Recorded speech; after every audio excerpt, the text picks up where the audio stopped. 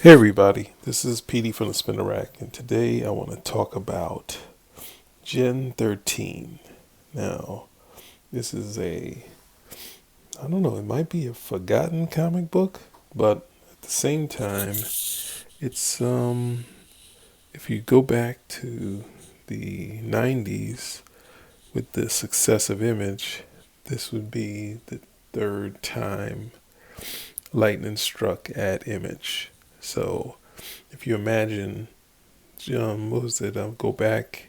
That Youngblood would be the initial success of Image, and then Spawn would be the second big thing that lasted up to this day somehow. At some point, the other Image creators like Mark Silvestri, um, Jim Valentino, um, Eric Larson, and Jim Lee would be branching out doing multiple books similar to Rob Liefeld. And Jim Lee was no different. He introduced Wildcats. And when they were doing a crossover with Valiant, which was called Deathmate, they decided it was supposed to be a Rob Liefeld crossover, but then it became an Image crossover. And in there, Jim Lee introduced Gen 13, right? So I couldn't dig that one out, but I did dig out a bunch of the Gen 13s, the important ones, which would be the miniseries, the main series, and some of the spin-offs, which were more one-shots. So I don't think I'm wide enough to do this. Let's try it.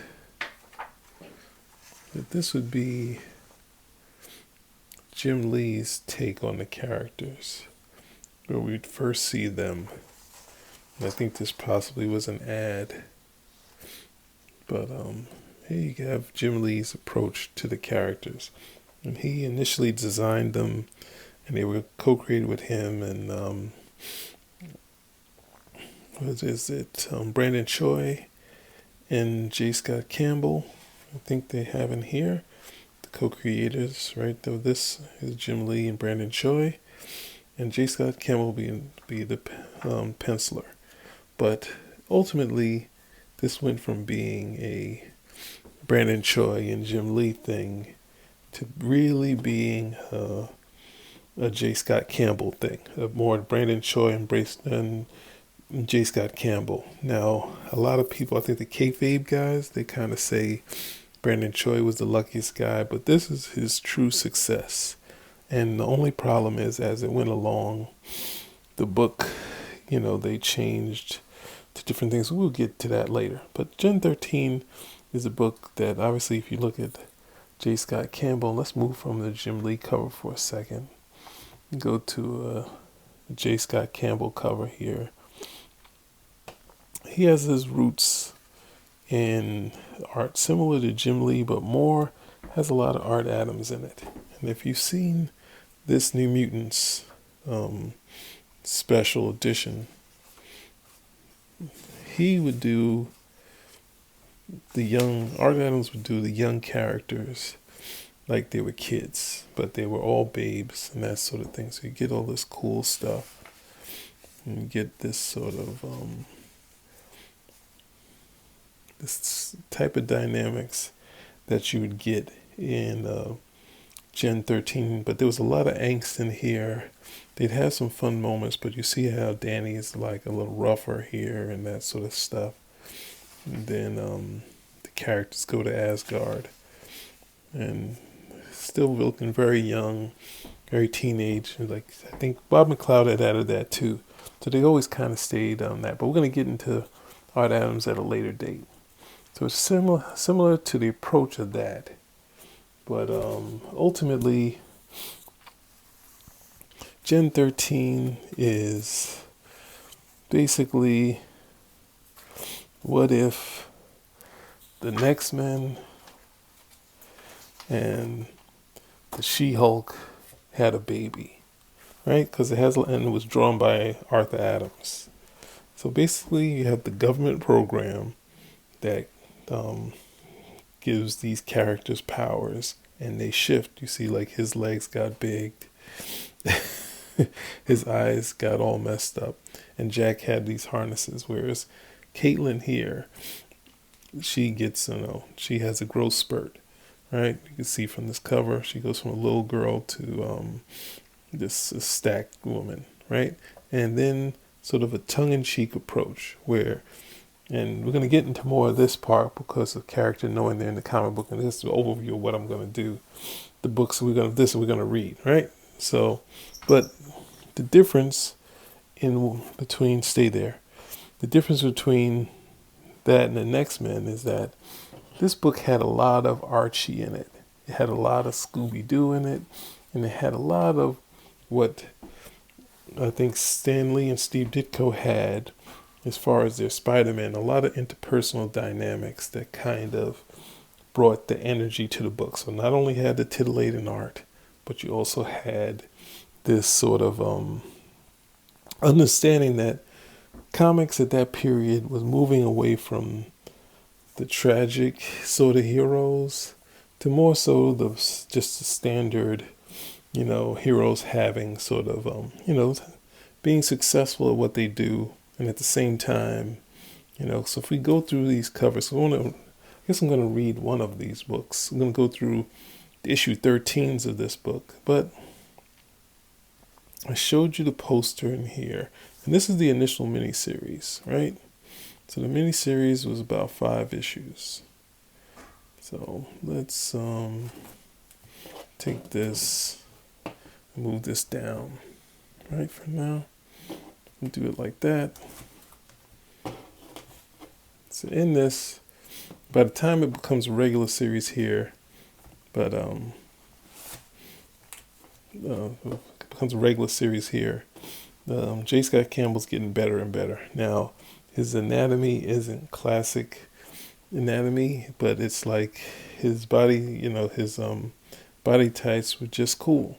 And so borrowing from Jim Lee and Arthur Adams and Jim Lee, he created a dynamic of all of his own that was a lot of fun. Of course, women always stacked, right? And Caitlin starts the same way of having this sort of nerdy girl that turns into the stacked girl, right? So let's give you, I think, it'd be easier to go to this issue, right? So this gives you a nice overview of who the characters are, right? And you open up this book, you have Fairchild, who I've introduced to you here. You have Burnout, who's over here. It's like the Johnny Storm. But Caitlin is similar to a character that was called Looker, who, well, she doesn't have mind powers, but she basically gets this growth spurt, right? So, but she's super strong. And then you have, I said Burnout, that power of the fire. Got Freefall, who's rocks. She's, gravitating, goes against, I guess it has power to defy gravity, defy the very laws of gravity. You have Rainmaker, who's over here. And you have Grunge, whose ability to alter his molecular structure of his entire body, right? So those are the 5 of them. And then, of course, they have, I think it's Lynch, who's their sort of Professor X, and I guess the next man is Control, that sort of thing. So I think Jim Lee was planning to do like a Generation X, and this is kind of what it became, but that's neither here nor there. So here, this was the initial miniseries, right? And as you go through, and this happens if you watch the cartoon, it's very similar to what happens in the cartoon. So you start out with 3 characters, then Rainmaker comes in. No, there were 4 then, because I don't know if, I guess what's the name? I guess Burnout was there. They meet Pitt in issue 3. And then at some point they run into, was it Lynch here? I think that's Lynch, who I think at the end of this issue, he decides he's going to be on their side. They think he's working with all the bad people, but he introduces this long history, the true history of the Wildstorm universe. right?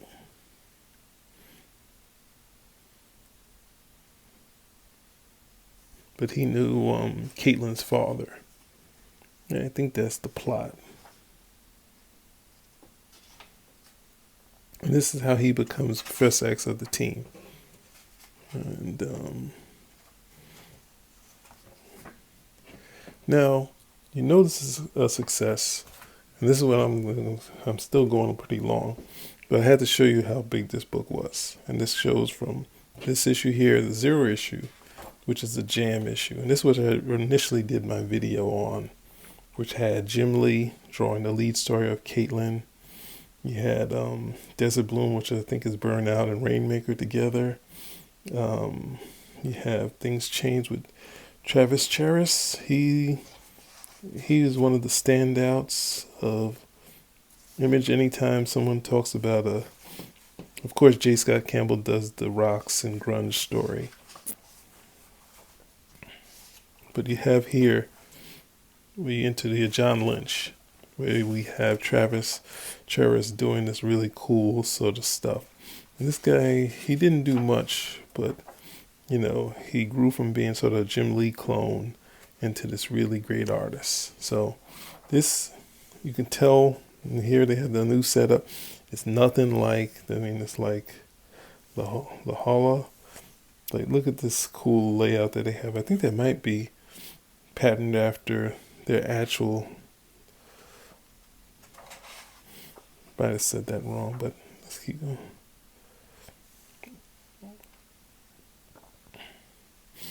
So it'll be a lot lighter than what the X-Men were like, right? So we're gonna keep going. We're this far in, and you know it's a success. They know what's gonna happen. So they did the new #1, and they had a bunch of covers. I thought I had the Jason Pearson one, and it's a shame that he didn't do a run on this title. But you have Michael Golden doing a great cover. You have Arthur Adams, of course. You have to have him. And the next issue of this will really get to this. Have a lot of the Archie stuff in here with supervillains. But this was Wildstorm Rising. Barry Windsor Smith did the Wildstorm Rising mini, and this would show. I think at this issue was like you would kind of get to the light sort of fare of this thing, where it wasn't going to be as serious as the X-Men. And as you keep going in this series, J. Scott Campbell's just getting better and better as it goes along. And as you see where it was a little more cartoony, he gets a little more Jim Lee into his work. So let's just sort of put these books over here with the 0. And let's get to, you know, it's a success because Jim Lee's on a sabbatical, and he decided, hey, I'm coming back. And he does a 2-parter, which they did a big ads for, and he did this 2-parter with Gen13. And this is some really nice stuff from Jim Lee, right? It's I don't know if he's trying to take some of J. Scott Campbell's thunder. And you see even this cover, he's redoing J. Scott Campbell. So they know that this guy's a success, right? So let's get to why we're here. We're almost 15 minutes in. We're not to the reason why we're here, right? But this is just want to establish that J. Scott Campbell and Brandon Choi had a book that was a success. They had a success. How do you know it's a success? Look at me. This is not coming together. You know it's a success because they had spin-offs. Gen13 Bootleg by Alan Davis and Mark Farmer. You had Adam Hughes doing Gen13 Ordinary Heroes. You had Humberto Ramos doing that too, the Unreal World, because the editor, I think, was on the Real World. So you had all this stuff going on with the book. So with that said, and to kind of show you the light fare of the book, let's get to Gen 13, 13 issue 13. Now this would be a 3-part A, B, and C 13 issues, issue 13, right? So this would have a big crossover. Now this would not be, this would be very similar to the Next Men's Power, right? John Byrne did a story called Power, where the Next Men would meet comic book characters. And the first one, they would meet was Hellboy. That'd be how, but they would know he's a comic character, and he would meet them, right? And then I think, who else did they meet in this storyline? The Next Men meet Concrete. I think, do they meet anyone else in here? No, that's they meet the writers. John Byrne is in this book. Yeah, John Byrne is in this book here. So this sort of hopping around, having comic characters and real characters kind of meet in the book. Here you have ElfQuest. You have Monkey Man and O'Brien. You have ElfQuest. Is anyone else in this book? And I always like to point out, regretfully, sometimes when Byrne does this stuff, he's too much slave to storytelling. When you get to this page here, you see that you have you got Marv and Wendy here, and it's like, this shouldn't just be a huge splash page, but it's a slave to storytelling. So that's just a little gag. So this would not be different, but the difference would be with tone, where Byrne is very much into the tragic. Obviously, look at Power. You see the tragedy of what's going on. Gen 13 would be more similar to the Archie approach, right? And this, you see, they would basically go to the mall in San Diego because Grunge wants to go to the comic book auction. They have the Unfunny shirt here, and the Lynch is kind of walking them through this, and no one understands comic books. And he wants to get this Chromium cover, Captain Pyro Chromium cover, right? So they're spoofing the comic book industry. At the time, Grunge, of course, doesn't get it with all those comic fans. And then Caitlin, which is the key to the story, says, I bought a bunch of independents. It's like, wow, Caitlin's coming around. But Grunge is still upset about this thing. It kind of mirrors what's going on in the comic book industry. And then, of course, someone offers him that book, what he dreamed of, right? So, of course, he's going to be that. He takes it. Somehow he got it. And he drifts off into this other world. So then, just like the Wizard of Oz, he would kind of run into characters from Gen 13, but slowly start to run into other characters. And he ran into Archie. Now this tone with Archie's stories would kind of end on a really light note. This is very what the approach of what Gen 13 was.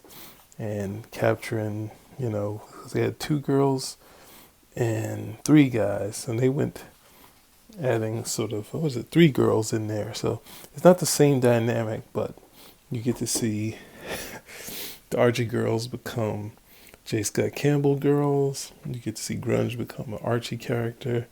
And they said, hey, didn't run about the bad girls, so there's more to come. Right? And as you go in issue B has Bone. So Bone was not a big seller, but it was definitely one of those books pros love. And it has the turtles in here. The turtles are stuck under all this stuff in the Valley of the Dolls, right? And they free the turtles, and they just wish they would come back into become a comic book again. And then they told go follow the road of destruction. So this one would really spoof the comic book industry, right? So as we go along, you see Bone, and then of course Grunge and Rock's gonna save the day. They're on their move. They see this fountain, and we have Bean World here, right there, and he almost eats Bean World, but they're not just, of course he spits them out, and they're saved. A little gag right there. And then next you know, he's going to Image, because he's going to become an Image character. But this is going to be similar the book I brought up to before, which was the She-Hulk, right?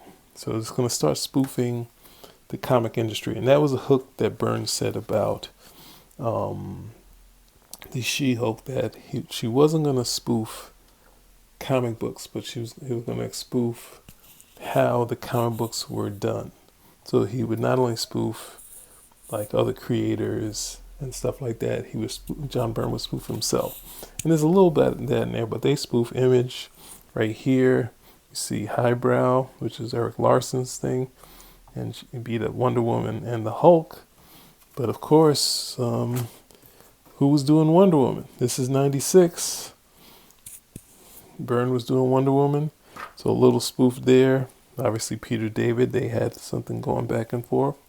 So a shot at them. But this would be all different, as they say, fiefdoms of, of what's name in this independent country, right? Top Cow left, and they got Spilled Milk, right? Look at the gag right there. You got the notice of eviction here for the Youngblood characters, and Black Frag. This was the Don Fraga. And then Bad Rock over there, a toy, Then it goes in here.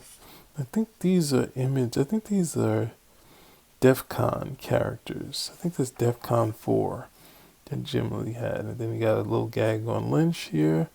And, making fun of Jim Lee here. You got the Fantastic Four. Obviously Burnouts there with the candle.